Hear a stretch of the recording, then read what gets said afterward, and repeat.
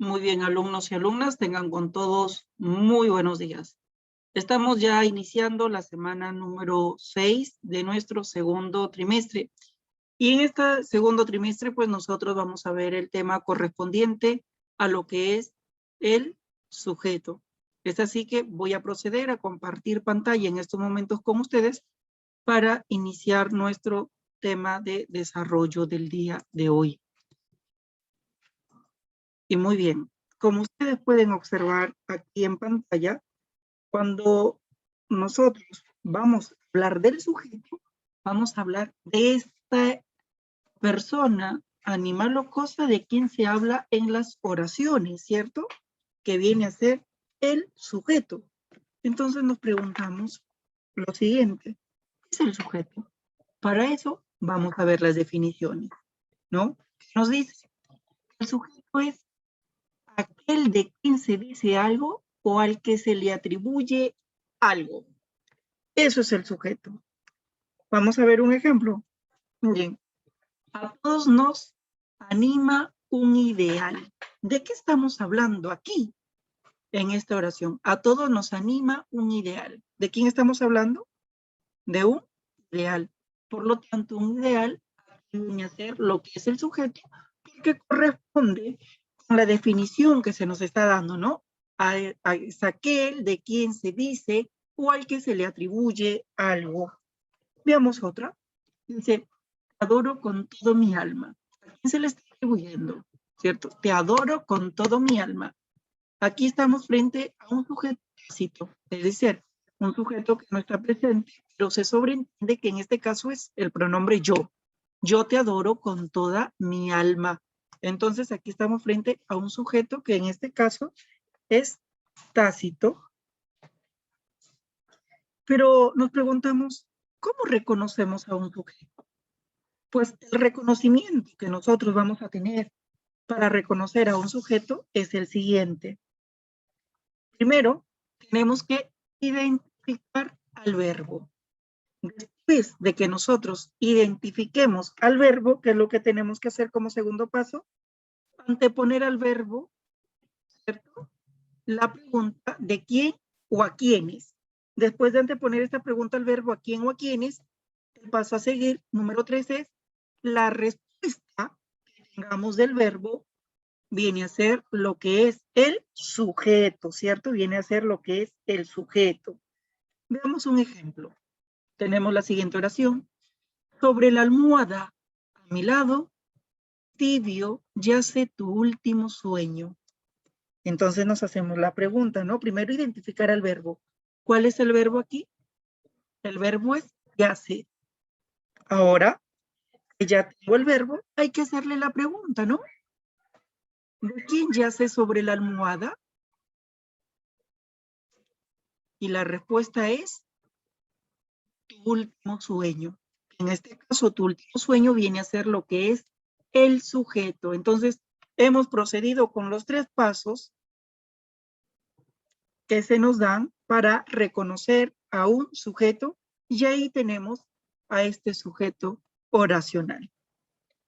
Pero nosotros también tenemos clases de sujetos. Cuando hablamos de estas clases de sujetos, vamos a hablar por su manifestación, vamos a tener 2 clases de sujetos por manifestación. Vamos a tener a un sujeto expreso y a un sujeto tácito, ¿cierto? Un sujeto expreso y un sujeto tácito. El sujeto expreso es aquel que se menciona en la oración, es decir, está presente en el enunciado. Por ejemplo, los políticos siembran la discordia. Reconocemos el verbo que siembra, le decimos, ¿quiénes siembran la discordia? Los políticos. Por lo tanto, aquí los políticos es el sujeto, pero un sujeto expreso porque está presente en el enunciado o en la oración. Veamos el siguiente ejemplo. Los mineros engrandecen la patria. Engrandecen es el verbo. Le hacemos la pregunta, ¿quiénes engrandecen la patria? Y la respuesta es los mineros. Por lo tanto, los mineros es un sujeto, pero es un sujeto expreso porque está presente en el enunciado o en la oración y se menciona. Mientras que el sujeto tácito, En este caso, el sujeto tácito está ausente de la oración. Se deduce por la desinencia verbal, ¿cierto? Por la desinencia verbal. Construyeron, la desinencia verbal es yero, de construir, la ciudad de Troya. ¿Quiénes? Ellos, ¿cierto? Ellos construyeron la ciudad de Troya. No está presente, pero se sobreentiende. Por lo tanto, aquí estamos frente a un sujeto tácito. Vamos al siguiente ejemplo. Vas a ingresar a la universidad. Aquí no está presente, pero aquí el sujeto tácito es el pronombre tú. Tú vas a ingresar a la universidad. En este caso, no está presente, pero se sobreentiende. Se sobreentiende. Ahora, también tenemos sujetos por la cantidad de núcleos. Y por la cantidad de núcleos, vamos a tener a un sujeto simple y a un sujeto compuesto. ¿Qué es un sujeto simple? Es cuando encontramos un solo núcleo del sujeto. Veamos. La pre está de aniversario, ¿cierto? Es el verbo. ¿Quién está de aniversario? La pre. Por lo tanto, la pre es un sujeto simple porque es el único que aparece. El siguiente ejemplo dice, Héctor mató a Patroclo. ¿Quién mató a Patroclo? La respuesta es Héctor. Héctor es un sujeto simple porque es el único que aparece. Mientras que el sujeto compuesto, aquí no va a aparecer un solo sujeto, sino van a haber dos o más núcleos del sujeto. Por ejemplo, Efraín y María se amaban. Amaban es el verbo, se amaban, ¿cierto? Se amaban. Aquí tenemos un pronombre recíproco. ¿Quiénes se amaban? La respuesta es Efraín y María. Aquí tenemos el sujeto compuesto. Luego tenemos obreros y mineros son del Perú. Son es el verbo, ¿no? Que es un sujeto tácito, un sujeto copulativo, un verbo copulativo. ¿Quiénes son del Perú? Obreros y mineros.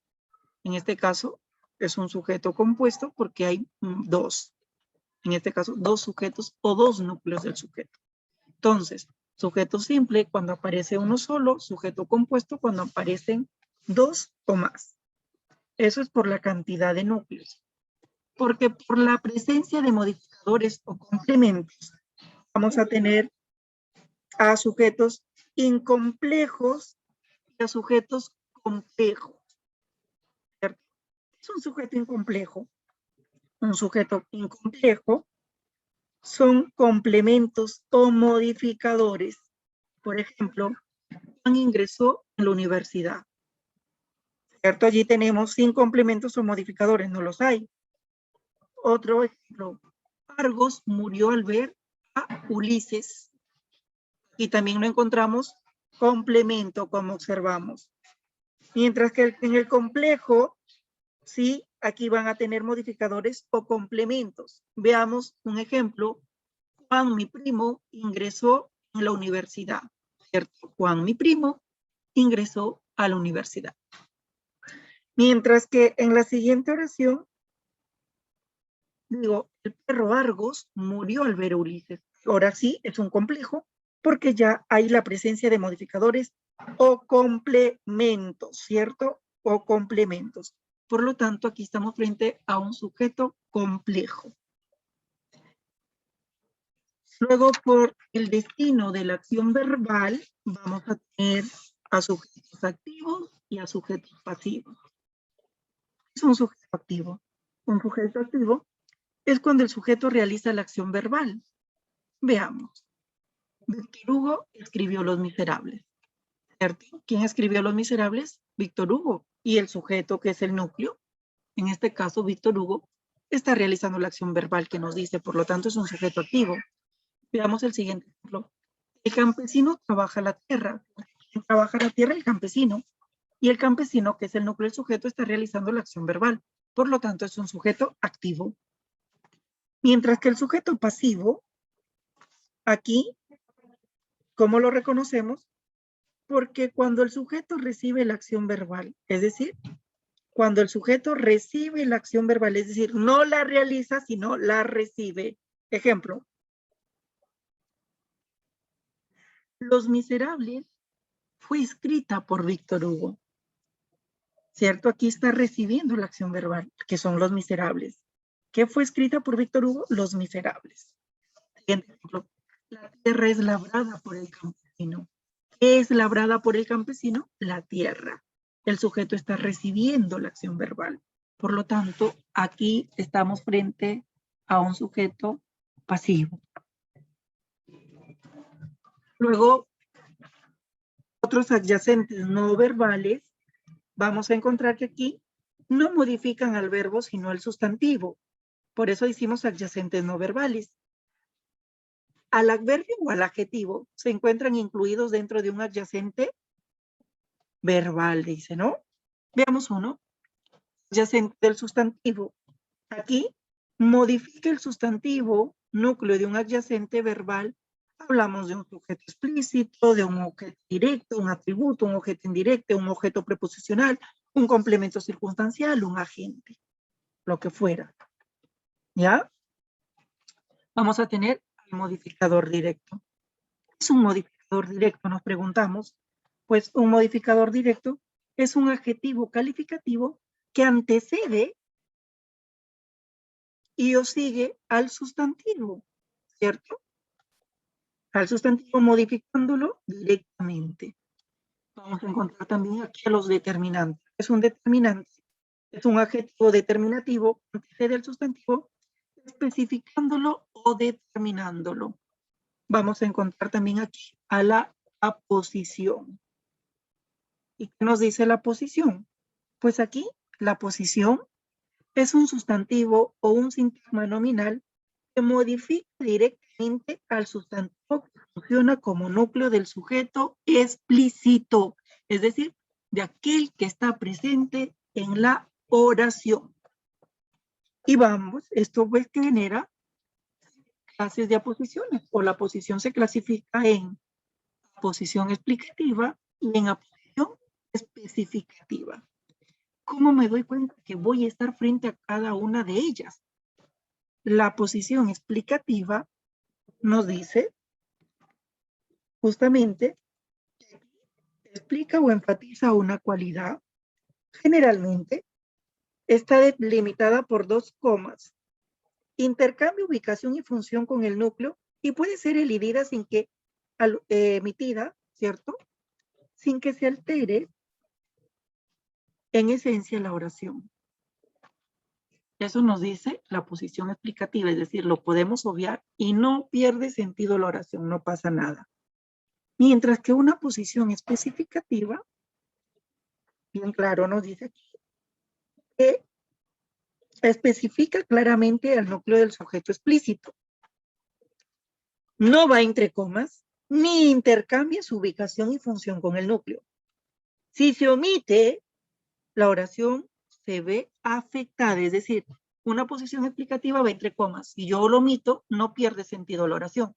Pero mientras que una posición especificativa, ella no va entre comas, y si yo lo omito, sí va a afectar a la oración. Así lo podemos distinguir a una de la otra.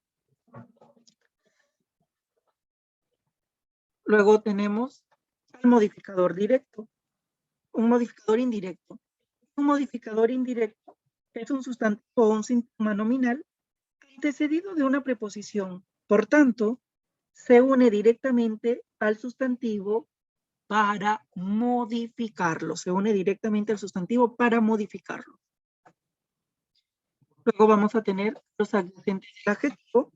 El adyacente del adjetivo es un adverbio que modifica directamente al adjetivo, generalmente dentro del atributo, mientras que un adyacente del adverbio, solo un adverbio modifica otro adverbio. El adyacente lo encontramos dentro de los circunstanciales, ¿cierto? Dentro de los circunstanciales encontramos a este adyacente del verbo. Hay que reconocer que la única categoría gramatical que modifica un adverbio es nada más y nada menos que otro adverbio, ¿ya? Lo modifica. Y esto es lo que tenemos acerca del sujeto, ¿no? Ya lo hemos recordado nuevamente, cómo reconocer a un sujeto, porque esto lo aprendemos desde la primaria. Ahora en la secundaria nosotros lo vamos a recordar, a recordar. Es así que en las clases que tengamos en la semana número 6, pues vamos a poder aclarar todas las dudas que les haya generado. Es así que espero que tengan un buen inicio de semana y nos reencontramos en nuestras clases. Hasta luego.